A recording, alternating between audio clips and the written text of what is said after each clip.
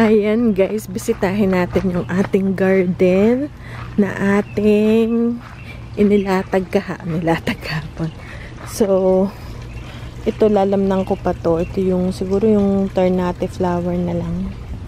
And then, yan na guys ang ating bagong garden. Tinapos ko kagabi. Tapos, parang uulan na naman.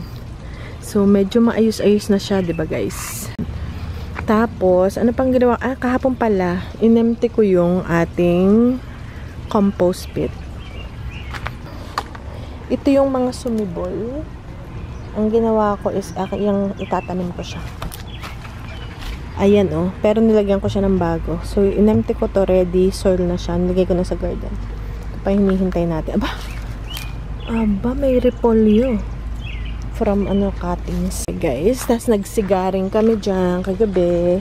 So dito, tapos nagtanim na ako kagahapon guys. Nagtanim na ako ng ampalaya. Ito actually, ito yung pinatubo ko dito sa bed na inilipat ko. So yan, tinanim ko na siya kagabi. Nilagyan ko na ng balag. Ito yung grapes natin na magiging maganda siyang parang naka-arch dito sa ating maliit na arch. So both sides, pero I don't think magbubunga to this year kasi baby pa lang siya eh. Last year ko lang siya inilagay dyan. So yun guys.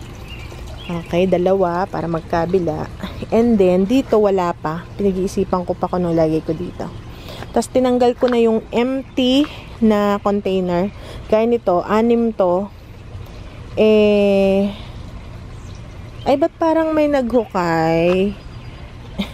So, ito yung blueberries. 6 to, 2 na lang yung nakasurvive. So, tinanggal ko na siya and ginamit ko yung container ito. So, meron pa akong mapapagtaniman if I wanna do container gardening ito. Okay? Tsaka ito pa, tapos ito nga meron na. Ito, pwede pa dito. Nakuha ko dun sa, ano ba yan? May nangain agad, guys. So, ito yung sumibol sa compost. And, tinanim ko na siya. Yung may natira pa dun. Kaya lang wala na akong container. So, dito na lang muna sa container itong ating may nangain ka agad. Nakakainis. Itong ating kamatis. Okay, tanggalan ko nga nito. Para, ayan. Madali namang magpabuhay ng kamatis eh. So, okay lang. Nilagyan ko na. Tinabunan ko na rin. Ito, nilagdagan ko ng soil. Kasi hanggang maghapon ako dito guys. Maghapon akong nag-ayos. And then, yung blackberries natin meron na siya. Ang bilis. Ayan Ayan guys. Ayan, yung ating blackberries. Ano na siya? Yung blackberries pala siya. Lumalakad. So, ito, bed to ng gulay ko. Tapos biglang may nagsulputan. Ayun Ito, next year yan. Meron pa dun. Tapos yung dito, yung original. Ang original nitong ating blackberries is 3. Dito, tamo nawala na dun. Natuyo na, lumipat na siya dito. Tapos, meron dito nawala, lumipat na dito. And then, meron dito nawala na. I mean, natuyo na, hindi na sumulpot. Sa iba-ibang lugar siya sumulpot. Naging blackberry garden na to guys. Tapos, nilipat ko yung aking peach tree dito. Ito naman, mga sulpot lang din to guys. Kita nyo? Nakasulpot lang siya. Okay. And then, may naiwan ko pala to. So, ganyan ang ginawa ko. Lagyan ko siya ng border para hindi tumalon yung ating wood chips. Tapos ito, parang gusto ko ng another mulberry tree. Kaya, kinip ko siya dito. And ito, another blackberry to. Mga sumulpot lang din to.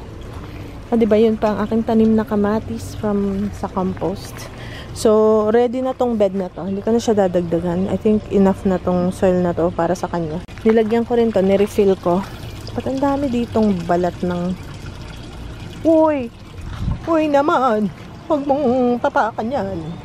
Tapos, nagtanim ako ng marigold. Lagay ko sa side. Ayan pa. Ay, may pusa! Ang kulit. Tapos, eto na guys. Ang ating, ito, figs. Uulan na naman. Tapos, nilagay ko dito yung upuan. Dahil, pansin ko mga bata, gusto na nag-hangout dito sa ilalim ng mulberry. So, kinat-kat-kat ko to para meron siyang parang umbrella. O, diba? Tapos, umuupo-upo kami dito. Ayan, meron na tayong upuan. Ayan, guys. And ang daming bunga today. Naku, hindi nag-harvest ang mga bata. Nag-fishing kasi yung mga bata. Hindi na ako sumama. Ayan, oh. Especially dito sa baba. Ayan, already na. Sasave ko yan for the boys. Tapos nalagyan ko rin yun lahat. Nilalaglag ang mga mulberries. Ayan, lahat yan may wood chips. And pwede rin yung gamitin na sa pagtatanim. And itong bed na to, dadagdagan ko pa siya nung galing dun sa ating compost pit. So yan, meron tayo ditong pa. Tapos in-empty ko na to. Diba dito marami mga container. Tanggal ko na. And yan na lang muna. Naubos ng wood chips hanggang dito lang yung kinaya. Tapos ito, may pebbles to. Maganda to dati. Kaya tinubuan ng... Ay! Ay! Ay! Ay! Ay! Ay! Anong ginagawa mo? Ay, naku ka. Eh, kakulay mo ang ano, oh. Hoy, hindi yan... Anong ginagawa mo dyan?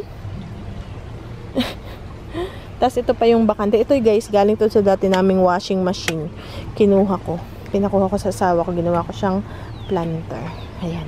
So, diba may walkway na kami. Tapos ito naman, yung galing sa ante ng mga bata. Doon ko lang din-display. Ayan. Tapos ito yung grapes. Ay, grapes. Yeah, grapes. Marami tong bunga actually. So, yan na guys. Ang ating garden. Ayan. Okay. Ah, ito yung ating ano, peaches. Peach tree.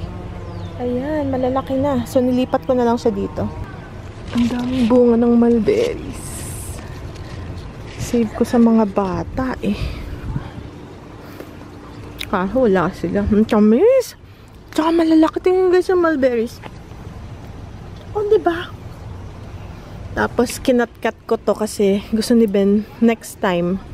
Lilinisin ko tong sanga sa loob kasi gusto niyang umaakyat ng puno. Parang pangarap niya yun na naglalaro sa puno.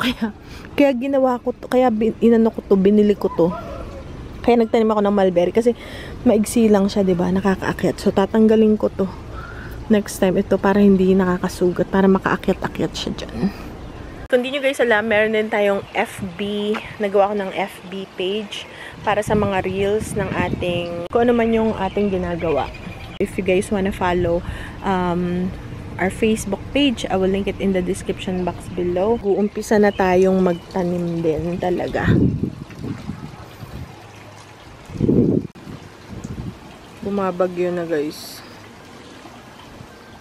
So yan, nakahuli sila, nakahuli. So, nag-fishing ang mga bata, si daddy, tsaka ibang mga kaibigan. And then, ang dami nating isda na lilinisin today. All of this is fresh. Yeah, all of these are fresh. Not cherry. So, they didn't bring fish for them. They didn't leave some fish for them. They just give it all to us. Okay. Yeah. Yan. Okay, good. Wow. Is that one alive or what? Yeah, it's still alive. Yan guys, so, sariwang isda. Ayan, sariwang isda. What? This one is alive. Is that still alive? Guys, sariwang isda. So, linisin natin. What? Is this ano? I think this is It's like the... I can't believe. I like this better. This one is bluegill and this is bass. I think Pero I ano got siya? this one. Yeah. Pero ito, lake bass siya. Lake bass. So, nag-fishing sila. Kakarating lang nila.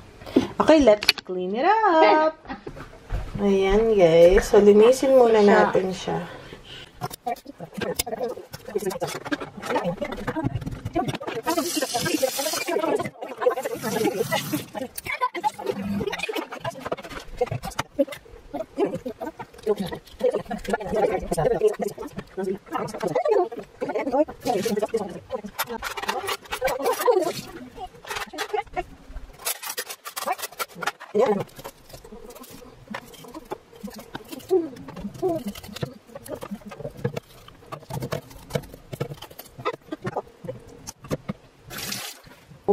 Ito ay bass, pero lake bass yata yung tawag. And then, meron ding isa na bluegill. Ito, yung nag-iisang bluegill. Actually, mas gusto ko guys ito. Kasi masarap siya. Para siyang white meat. Tapos, hindi siya maputik yung lasa. Ito medyo minsan maputik eh, yung lasa. Ito. So, lasang putik minsan. So, ito yung masarap. Ito. Yan, yung bass, lake bass. So, nilinis ko na siya. Meron na ako isang nalinis. Ito. And then, to lagi ko sa garden yung mga bituka and everything. Ayan. So, kakaliskisan, lilinisin, and libreng isda. Wow! O, diba? Nakalibre na tayo ng isda. Yung asawa ko at mga bata, tsaka yung may mga kaibigan din kasama na nag-fishing today. Tapos, hindi nila inuwi yung mga isda. Lahat pinauwi sa amin. So, kaya marami kaming isda. So, yan. Ang nahuli daw ni Mikel is 3. Tapos, ang kay Ben 6. Tapos, the rest is binigay na nung mga kaibigan na kasama. O, diba? Kakatuwa lang. Sariwang isda. Bili na kayo. Sariwang isda. And then, uy, grabe. Bukas, sabi ng mga bata, bukas na lang daw ko lulutuin. Prito. Tapos may kanin, ketchup. Ang sarap nito. Paborito kasi nila ang isda na prito. Yan. So,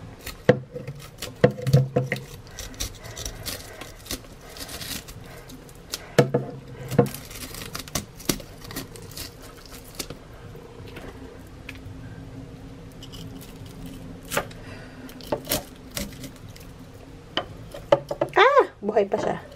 Buhay pa!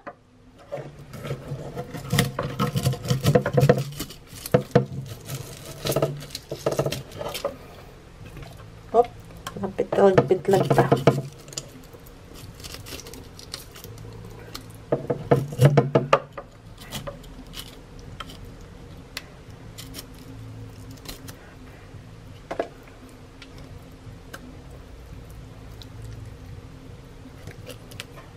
Okay, and then, ginagamitan ko siya ng gunting.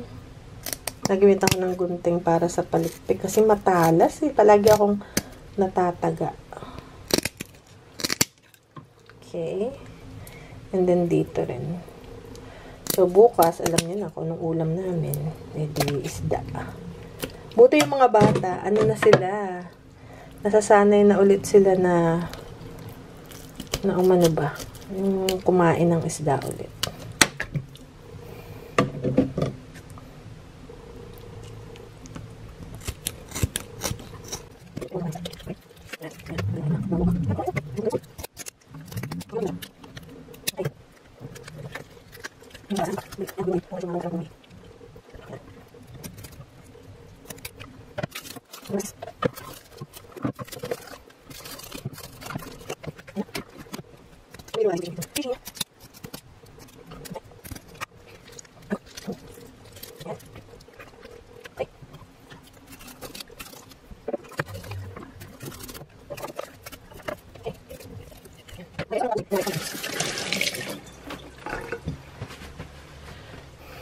Okay, so yan pa ang natira. Ito na nahugasan ko.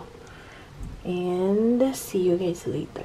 Ngayon, magluto tayo ng isda. Yung ating nilinis kahapon. Ito guys. Yung nahuli ng mga bata at ni Daddy kagabi. Nung nag-fishing sila, hindi na ako sumama.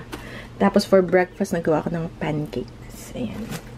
And then, iluluto natin siya. Hindi ko alam kung sa labas or sa loob ng bahay. Tapos yung iba, i-freeze ko. Tingnan natin yan, guys. Nalinis ko na siya kahapon, actually. So, i-freeze ko. Hindi ko alam ko ilan. Ito malaki, no? Yung maliliit lang. And siguro, 2, 4, 6. Ano ba? Ito yung kay kuya. Gusto niya to. Kasi siya ang nakahuli nito. Gusto niyang kainin yan. And then, the rest, i-freeze ko na lang siya, guys. So, i-prepare ko na. Okay. Gasan ko muna.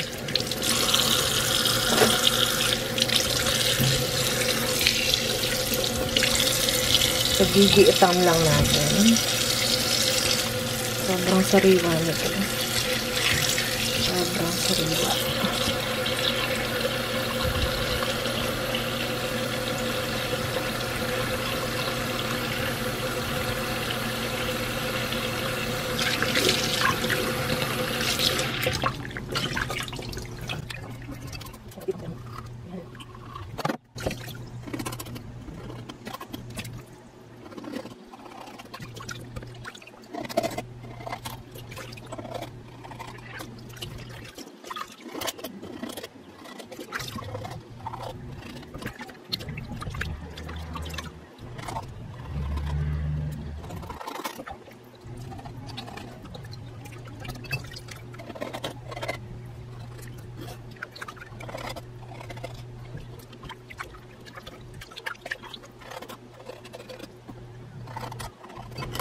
Okay? So, yan, naggilitan na natin.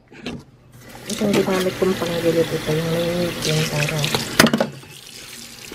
madaling magilit. Ayan, sobrang sariwa na guys. So, punta tayo sa garden. Magpapainit muna ako ng kalan. Kasi mamamaho yung bahay. Ayaw nila na kami ng bahay. Nirequest ko ng mga bata kahapon. So, there you go guys. So, lagay ko muna siya sa ref, sa fridge, and then magsisiga.